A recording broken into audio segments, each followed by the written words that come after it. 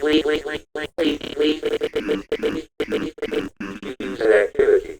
I am back. Hi! If you don't know me, my name is Spookyastronauts, and here in my Come With Me style reviews, I take you to the movies and let you decide if this film is gonna be for you and whether you should spend money on it. I do this in a spoiler-free style, very casual vlog, and hopefully by the end of this video, you'll know whether you want to check out Fantasy Island.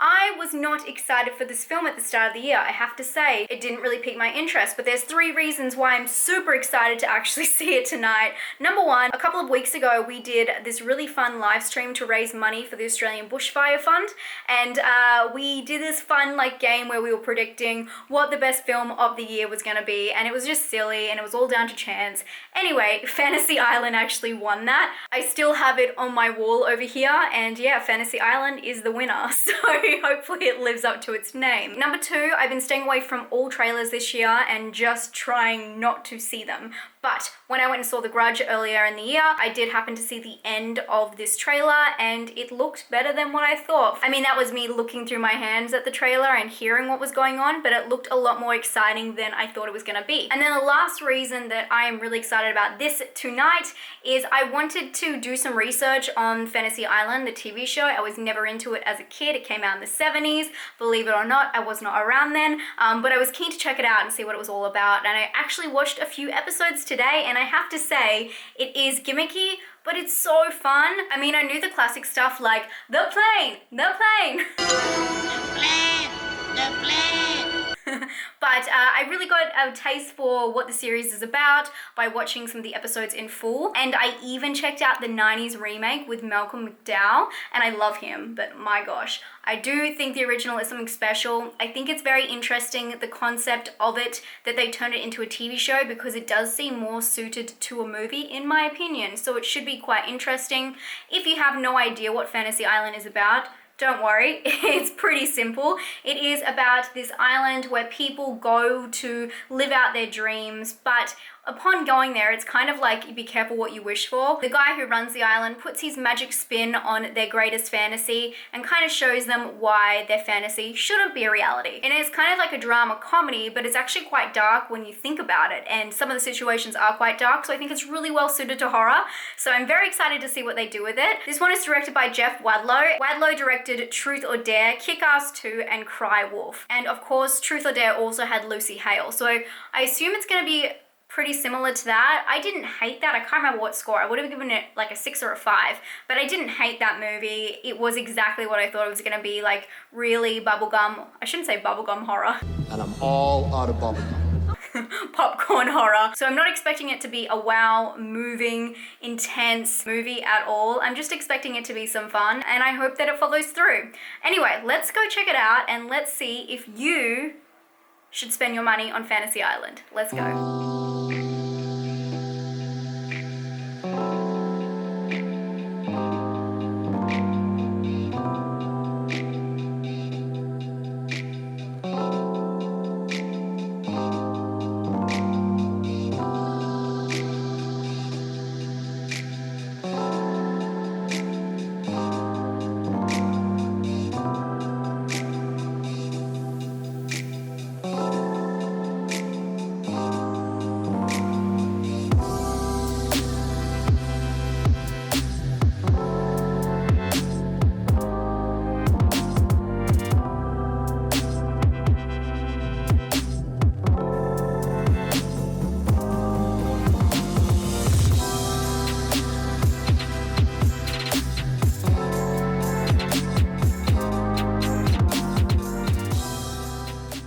I could have any fantasy in the world, I'd probably choose to have unlimited, amazing horror screenings that I could go to that came out on time and that were 10 out of 10.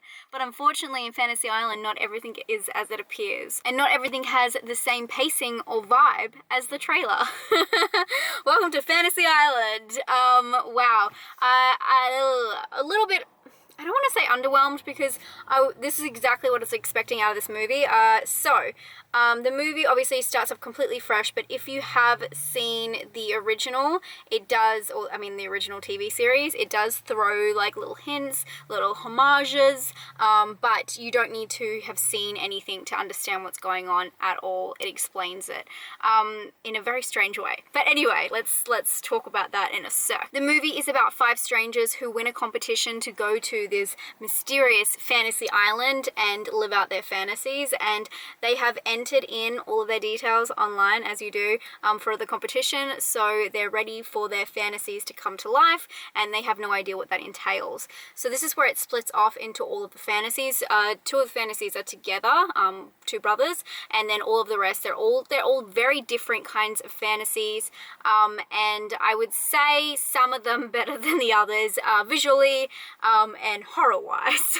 What I liked about the movie is it got straight into it, and it didn't do too much backstory. It was like straight to the point. Okay, let's go. What are the fantasies? Which I like because it delivered exactly what you wanted. This is one of those movies that you just really want to be like scared, satisfied, gruesome, fun. Jump scares sometimes are alright, and in these kind of movies you expect them, that kind of thing, and I'm glad it got straight to that. But when it got to explaining about how the island is doing the fantasies and how it's happening, that's when all of the, you know, the characters step back and they're like, what? How? What's happening? And that's when they started questioning things, which I guess makes sense, but I felt like by that point the audience was over it. We're like, okay, on to the next. We're not going to go through this like 20-minute everyone realizing, you know, kind of thing. And because they were all different characters, I felt like it just took a long time to explain. I feel like I'm being nitpicky there, but that's how I felt. And from there, I feel like the interesting thing about this movie is, I'm not going to say it's not a horror because I hate when people say that, but there's very little horror in this movie, and if they want to say it's a horror movie, that's totally fine by me. But before these jump scares, it doesn't have like a prolonged tension, and in fact most of the tension that the film holds is more action and more drama based, so the story is actually quite complex and a little bit twisty. I really appreciated that because I expected quite a simple story, but because I was spending so much time trying to explain everything, it was more of a drama than a horror. There wasn't so much scary parts. It wasn't like an ominous feeling. It was just like, okay, what's happening? Let's go on to the next. So I feel like it is definitely not a scary movie per se. I mean, there's some jumpy bits, but I felt like I was watching more of an action drama comedy.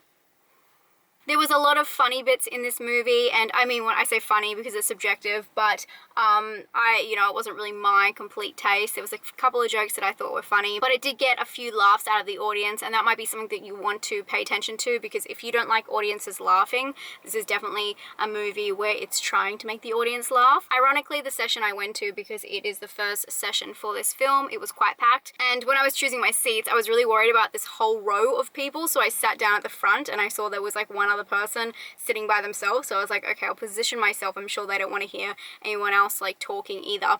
And then that person proceeded to talk to themselves during the whole movie out loud, and it was a weird moment for me. But I would say if you don't like listening to audiences go on and laugh and chat, this is probably not the movie for you, because it definitely has a lot of pauses and, as I said, a lot of comedy. The other thing I didn't like is some of the writing is really cheesy and just a bit too much, very mushy. Because there's so many characters, you don't get a good understanding of all of their backgrounds, just kind of like surface level things about what's happened in their lives instead of who they actually are, so it's hard to have empathy for them, I feel like. And just the cheese felt very forced, so it was like very cheesy, awkward in some parts, and I felt like they were just like, okay, now you feel sorry for this character, and now this one, and now this one, and I wasn't kind of buying any of it. There's also a lot of plot holes in this film. I know, this sounds so negative Nelly, but man, there was so many plot holes that I couldn't figure out, and then they tried to explain them, and it just didn't make any sense. Overall, I guess I'm a little bit disappointed, and I think it's important to tell you guys, I hate being negative about films. I actually really don't like it. Some of you guys know I really don't like doing rants or anything like that, because I know it is someone's craft and it is someone's creativity that I'm shitting on, but I don't really think that this film is worth seeing in the cinemas, I have to say. It wasn't worth it for me. And yeah, I just felt like it was just a little bit of a drama. And it was so funny because at the start I was saying that I felt like the TV show is more suited to a movie, but nowadays in modern times I felt like that's more suited to a TV show. Like I would rather watch a TV show of that and like every episode being something different and getting more into the story, and watch a movie, like a sinister movie of the actual 70s one, because I felt like that was more sinister than this, which is very strange because it's not meant to be, but there was just so much more of a serious tone to it that wasn't just soap opera-ish.